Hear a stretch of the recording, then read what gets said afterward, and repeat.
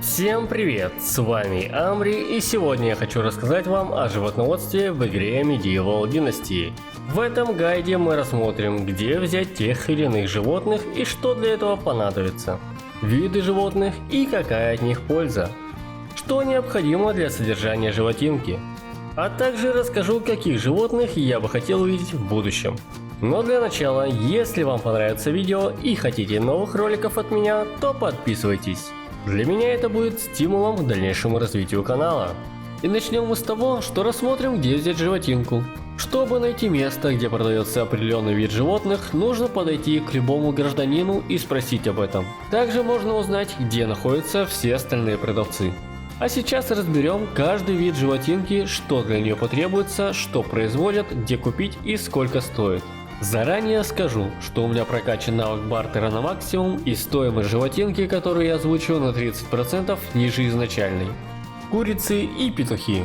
Для того, чтобы завести куриц, нужно открыть технологию курятник. Требуется 100 баллов в древе сельского хозяйства, а также построить его. Затем купить хотя бы одну курицу и одного петуха для размножения. Это можно сделать в Роллнике и Борово. Взрослая особь стоит 900 монет, а цыпленок 450. Средняя продолжительность жизни почти 6,5 лет. И вмещается в курятник 10 куриц. В курятнике наш рабочий производит перья и яйца, которые можно пустить на болты, стрелы и в готовку соответственно. Производительность яиц при 100% нагрузке равняется 0,55 единиц в день, умноженное на количество куриц, умноженное на навык рабочего. Перьев при 100% нагрузке 2,75 умноженное на количество куриц, умноженное на навык рабочего. Гуси. Для гусей необходима технология гусятник стоимостью 500 баллов и его постройка, которая вмещает 10 гусей. Купить гусей можно в Гастовии, стоят они 1200 и 600 монет соответственно. Производят перья и яйца, так же как курятник, но производительность выше. Производительность яиц равняется при 100% нагрузке 0,83 единицы в сутки, умноженное на количество гусей, умноженное на навык рабочего. Перьев же 3,3 единицы соответственно. Средняя продолжительность жизни 12,5 лет. Свиньи. Для свиней необходим свинарник, 200 баллов сельского хозяйства. И здание, которое вмещает 5 свинок, живущих в среднем больше 18 лет. Купить их можно в Роллнике за 1800 и 900 монет.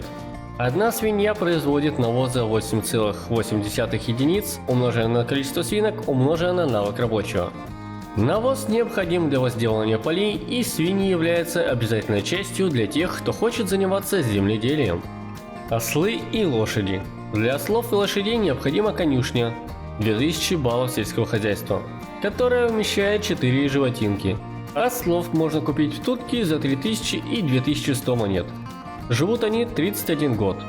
Кони же продаются в Хорнике за 8400 и 4200 монет. Живут 31 год. Ослы и коняшки ничего не производят, а лишь являются средством передвижения и переносимым сундуком. Плюс их можно разводить на продажу. Чтобы оседлать лошадь, нам потребуется седло, которое можно купить в той же деревне. Гайд про лошадь и все, что для нее необходимо, я оставлю в подсказках. Также советую не тратить деньги и время на ослов, а сразу копить и покупать лошадей, так как их эффективность гораздо выше. Овцы, бараны, козлы и козы. Открываются при достижении 2500 баллов сельского хозяйства и строительстве загона для скота, который вмещает 12 животных. Овец и баранов можно купить в бараннике за 3100 и 1500 монет соответственно. Живут в среднем 12,5 лет. Они производят шерсть, необходимую для шитья теплой одежды. Для сбора шерсти необходимы бронзовые или железные ножницы. Производительность при 100% нагрузке равняется 0,88 единиц, умноженное на количество овец, умноженное на навык рабочего. Козы и козлы. Коз и козлов можно купить в деннике за 2400 и 1200 монет. Козы производят молоко, и им потребуются ведра. Козлы же нужны только для размножения. Производительность молока равняется 0,16 единиц, умноженное на количество коз, умноженное на навык. Коровы. Коровник открывается при достижении 3500 баллов в сельском хозяйстве и строительстве коровника, который вмещает 8 животных. Корова и бык продаются в Гастовии за 3600 и 1800 монет, и ее средняя продолжительность жизни 22,5 года. Она производит молоко, для этого необходимо иметь запас ведер на складе, но нужно учесть, что молоко дают только коровы, а не быки. Производительность при 100% 0,28 единиц, умноженное на количество коров, умноженное на навык. Пчелы. Пасека открывается при достижении 5000 баллов и постройке пасеки. В ней производятся медовые соты, которые используются в изготовлении алкогольных напитков. Производительность при 100% равняется 11 единиц в день, умноженное на навык рабочего. Разведение и управление.